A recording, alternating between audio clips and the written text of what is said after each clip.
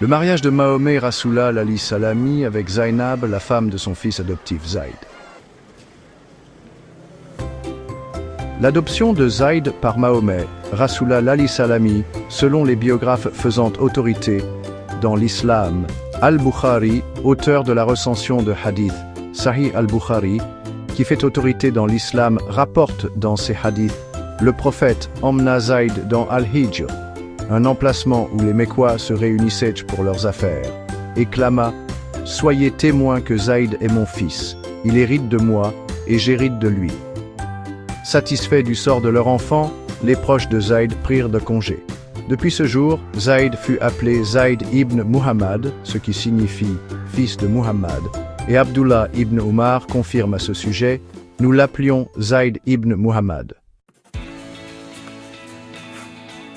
D'après Muhammad ibn Osama ibn Zayd, son père narre que le prophète dit: ô Zayd, tu fais partie de moi et tu es l'homme le plus cher à mon cœur. Ibn Ishaq rapporte dans sa biographie de Mahomet Rasulullah Ali Salami, Sirat Rasulallahi, une fois que le prophète avait adopté Zayd, il le maria avec sa cousine Zainab bint Jash, la fille de sa tante Umaymah bint Abd al-Muttalib, Kai. Toujours selon les historiens musulmans des premiers siècles de l'Hégire, un jour, le prophète de Dieu se rendait vers la maison de son fils adoptif pour s'entretenir avec ce dernier qui n'était pas à la maison. Zainab décida d'accueillir le prophète à la fenêtre. Zainab était alors en tenue légère, et la tenture en poil de chameau qui tenait lieu de porte se souleva sous une brise légère, et révéla alors son corps aux yeux du prophète de Dieu, qui baissa la tête, rougit, et détourna son regard. Louange à Dieu le très grand. Louange à Dieu qui change les cœurs. Muhammad repartit aussitôt chez lui. Lorsque Zayd rentra chez lui, sa femme lui rendit compte de la visite du prophète. En entendant les mots prononcés par Mahomet, Zayd va retrouver Mahomet et lui dit: je désire me séparer de ma femme. Pourquoi donc? As-tu des soupçons à son égard? Répondit Mahomet. Zayd dit: non, je n'ai aucun soupçon, je ne lui vois que des qualités. Mahomet répondit: garde ton épouse et soumets-toi à Dieu. Zayd insista, mais le prophète lui répéta: garde ton épouse et soumets-toi à Dieu. Devant les hésitations de Mahomet, Rasulullah Ali Salami d'épouser la femme de son fils adoptif, car selon les règles de l'époque en Arabie, cela constituerait un mariage incestueux. Il faut savoir qu'en Arabie, à cette époque, une union du père avec l'ex-femme de son fils adoptif était très mal vue par la société qui la considérait de ce fait comme honteuse. Mais Allah vient au secours de Mahomet et lui dit qu'il avait le droit d'aimer cette femme, et il a béni ce mariage en envoyant ce verset du Coran sous le prétexte que Zayd n'était pas un fils de sang. Ainsi, dans la sourate 33, verset 37, Zayd est spécifiquement mentionné: ô Muhammad, tu as dit un jour à cet homme envers lequel Dieu a été plein de bonté et qu'il a comblé de ses faveurs: garde ta femme et crains Dieu. Et tu cachais dans ton cœur ce que Dieu devait bientôt mettre au grand jour. Il était cependant plus juste de craindre Dieu. Mais lorsque Zayd prit un parti et résolut de répudier sa femme, nous te l'unîmes par mariage, afin que ce ne soit pas pour les croyants un crime d'épouser les femmes de leurs fils adoptifs après leur répudiation. Le précepte divin doit avoir son exécution.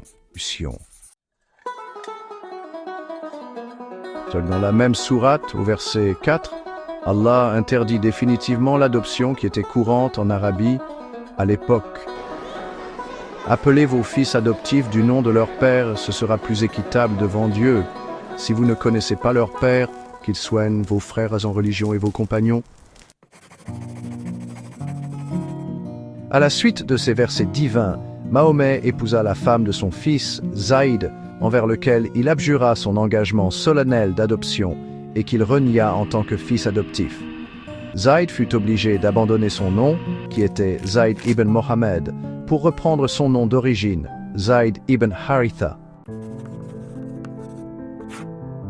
Le verset suivant fut alors révélé peu après à Muhammad Rasulullah Ali Salami pour confirmer le statut légal de son mariage avec Zainab. Sourate 33, verset 40. Muhammad n'a jamais été le père de l'un de vos hommes, mais le messager d'Allah et le dernier des prophètes. De ce fait aussi, l'islam établit de façon claire une inégalité nette entre le fils naturel et le fils adoptif. Ces versets permirent aux prophètes d'interdire officiellement l'adoption d'enfants abandonnés en terre d'islam jusqu'aujourd'hui.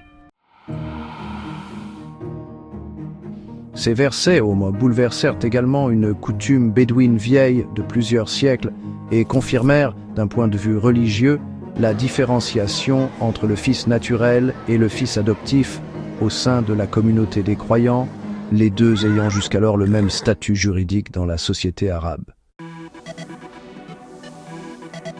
En effet, c'est à la suite de ce mariage que la tradition d'accueil des enfants orphelins ou abandonnés en tant qu'enfants adoptifs ayant les mêmes droits que leurs frères et sœurs biologiques fut interdite par l'islam. Cette interdiction d'une tradition d'amour et de générosité ancestrale chez les Arabes fut la conséquence directe de cet épisode de la vie de Mahomet. La parole de Dieu, sourate 33, versets 4, 5 et 37, officialise cette interdiction de toute forme d'adoption qui donnerait à l'enfant adopté les mêmes droits que les enfants biologiques. Allah n'a point fait de vos enfants adoptifs vos propres enfants. Comme souvent, nos spécialistes de l'islam justifient certains faits contraires à la morale par le contexte historique de l'époque des faits. Je tiens à souligner que dans ce cas précis, le contexte de l'époque approuvait l'adoption qui était considérée comme un acte d'amour et de générosité envers les enfants orphelins, abandonnés ou pauvres. Mahomet lui-même respecta donc cette tradition en vigueur, jusqu'au jour où il épousa Zainab, la femme de son fils adoptif Zayd.